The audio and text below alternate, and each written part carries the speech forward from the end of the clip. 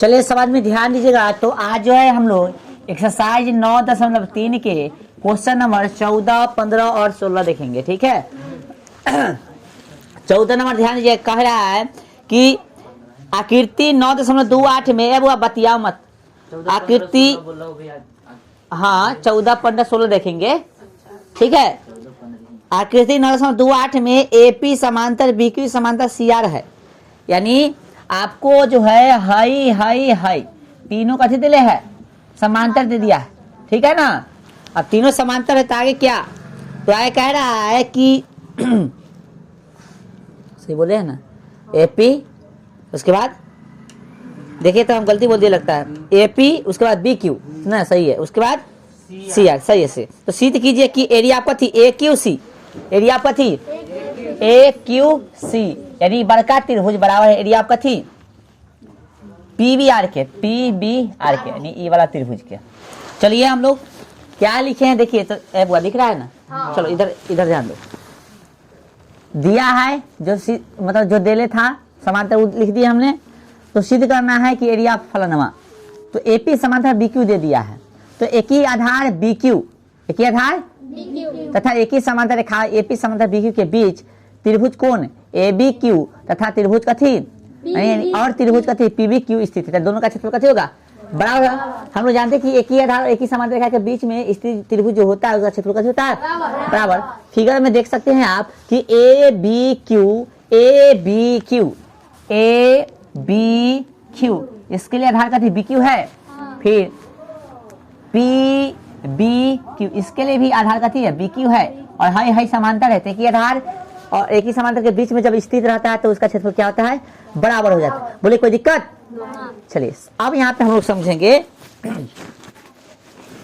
इसको समीकरण 1 माने, फिर उसी तरह से जो है उसी तरह से क्या हुआ कि फिर से बी क्यू समांतर सी आर, यानी हाई और हाई, तो फिर आधार मान लेंगे हम लोग कथी बी क्यू को, कथी बी क्यू को, गौर से देखिए, और फिर दो त्रिभुज देखिए, एगो सी बी क्यू और एगो आर बी क्यू, एक ही आधार एक ही समांतर के बीच है, आधार कथी है बी क्यू है, देख लो गौर से कौन कौन, सी बी क्यू ई त्रिभुज के लिए आधार ही होगा, फिर एगो त्रिभुज कथी है आर बी क्यू यानी इसके लिए भी आधार कथी ई है, तो ई वाला त्रिभुज बा और ई वाला त्रिभुज है, दोनों के लिए क्षेत्रफल क्या हो जाएगा बराबर हो जाएगा भाई, एक ही आधार एक ही समांतर के बीच में है, तो अब भैया इसको जोड़ देंगे, तो ये वाला पक्ष इसके साथ और ये वाला पक्ष, सॉरी कहाँ गया, यहाँ यहाँ यहाँ यहाँ, ठीक है ये दोनों जुड़ जाएगा। देखो यहाँ पे ए बी क्यू और सी बी क्यू को जोड़ दिए, ए बी क्यू और सी बी क्यू को जोड़ दिए, फिर यहाँ पे पी बी क्यू और आर बी क्यू को जोड़ दिए, और ए बी क्यू और सी बी क्यू को जोड़िएगा तो आएगा ए क्यू सी, और उसी तरह से पी बी क्यू और आर बी क्यू को जोड़िएगा तो आएगा पी बी आर। देख लो ए बी क्यू और C B Q, A B Q plus में कथी सी बी क्यू, तो यही ना आ रहा है, उसी तरह से पी बी क्यू और फिर कथी पी बी क्यू और फिर कथी आर बी क्यू, इसको और इसको फिर इसको और इसको जोड़ी जाती है, एक को ना हुआ आकृति। चलो हो गया यहाँ तक, ये प्रूफ हो गया। क्वेश्चन नंबर कितना ये 14, 15 देखिएगा, 15 कह रहा है कि चतुर्भुज एबीसीडी का विकर्ण एसी और बीडी परस्पर बिंदुओं पर इस प्रकार प्रतिच्छेद करते हैं कि एरिया ऑफ एओडी बराबर है एरिया ऑफ कथी बीओसी, तो सिद्ध कीजिए कि एगो कथी है समलंब है ना, यानी एगो चतुर्भुज दे दिया है, एक इसका विकर्ण एक दूसरे को इस तरह से सिद्ध कर रहा है, मतलब सॉरी प्रतिच्छेद कर रहा है कि इस जो है ओ बिंदु पर इसका एक मतलब क्या कहने का मतलब जो इस तरह से प्रतिच्छेद कर रहा है इसका विकर्ण एक दूसरे को कि दो को त्रिभुज कथी है, दोनों का क्षेत्रफल कथी दिले है बराबर, कथी दिले है बराबर, कौन कौन दिले है बराबर, देखिए एओडी और बीओसी, एओडी इसका और इसका कथी दिले है, दोनों का कथी क्षेत्रफल दिले है बराबर। आपको सिद्ध करना है कथी एगो समलंब है। आइए हमने लिखा है कि एबीसीडी एक चतुर्भुज है, विकर्ण एसी और बीडी, समलंब लिखा दिख रहा है लेकिन आपको साबित करना है। ठीक है एबीसीडी कथी है चतुर्भुज है, विकर्ण एसी और कथी बीडी परस्पर ओ पर इस प्रकार प्रतिच्छेद करते हैं कि एरिया ऑफ कथी एओडी बराबर है कथी एरिया ऑफ बीओसी, दिले है ना बराबर। तो सिद्ध क्या करना है, जो सिद्ध करना है वो लिख दिया हमने, ध्यान दो यहाँ पे। तो भाई प्रमाण में क्या समझना है हम लोग, हाँ प्रमाण में समझना कि एरिया ऑफ एओडी बराबर होगा कथी एरिया ऑफ कथी बीओसी कथी कहले देले है। अब दोनों तरफ कथी करेंगे इसमें एओ भी जोड़ देंगे तो एओडी में एओ भी जोड़िए तो एओडी में एओ भी जोड़ दिया फिर बीओसी में कथी जोड़ेंगे एओ भी जोड़ेंगे तो प्राप्त दोनों को जोड़ने से प्राप्त हो जाएगा कथी एबीडी। फिगर में देख सकते हो तुम ठीक है। फिर बीओसी में एओ भी जोड़ेगा तो आ जाएगा कथी एबीसी। अब देखना है गौर से कि एबीडी और एबीसी ठीक ना एबीडी तथा कथी एबीसी एक आधार एबी एक आधार एबी एक ही है। कैसे लिख रहे हैं गलती लिख रही है। एबीडी तथा एबीसी का आधार एबी एक ही है ऐसे का यहाँ लिख दो का ठीक ना एबीडी तथा एबीसी का आधार एबी एक ही है यानी कह सकते हो कि दोनों का आधार क्या है एक ही है। दोनों का आधार क्या है एक ही है एबीडी और एबीसी एबीडी और एबीडी इसका भी आधार है और साथ में एक और त्रिभुज कथी है भाई एबीसी एबीसी इसका भी आधार कथी है एबी है ना। तो जब दोनों का आधार कथी है सेम है दोनों का आधार ध्यान दो दोनों का आधार बाकल है इधर ध्यान दो ना आगे दोनों का आधार सेम है कहने का मतलब इसका भी और साथ में इसका भी आधार क्या है सेम है। जब आधार सेम है तो कहने का मतलब क्षेत्रफल बराबर देले है ध्यान रखिएगा यहाँ पे एबीडी और एबीसी क्षेत्रफल कथी है बराबर है और आधार सेम है तो कह सकते हैं हम लोग कि एक ही समांतर के बीच स्थित होगा।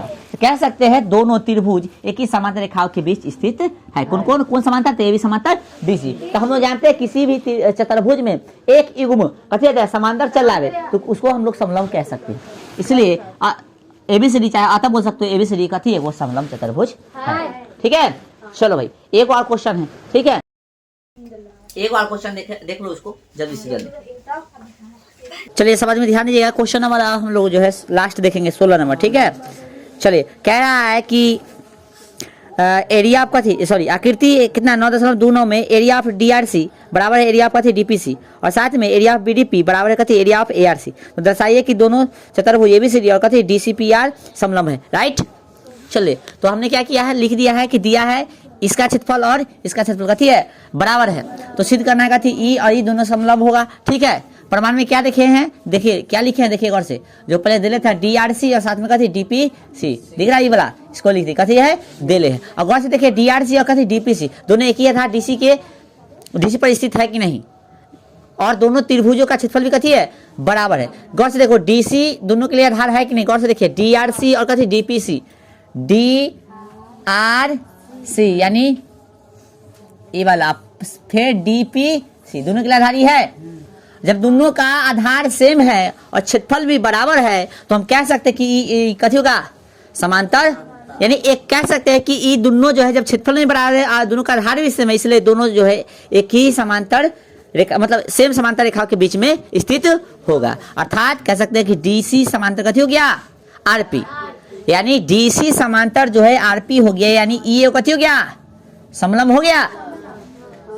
वे चतुर्भुज जिसका कोई एक कथी हो बराबर नहीं समांतर हो तो कथी होगा समलंब चतुर्भुज कहलाता है। यार तुमको कुछ ध्यान नहीं है वे चतुर्भुज जिसका एक युग्म कथी हो समांतर हो तो समलंब कहलाएगा। ठीक है समझ में आ गया।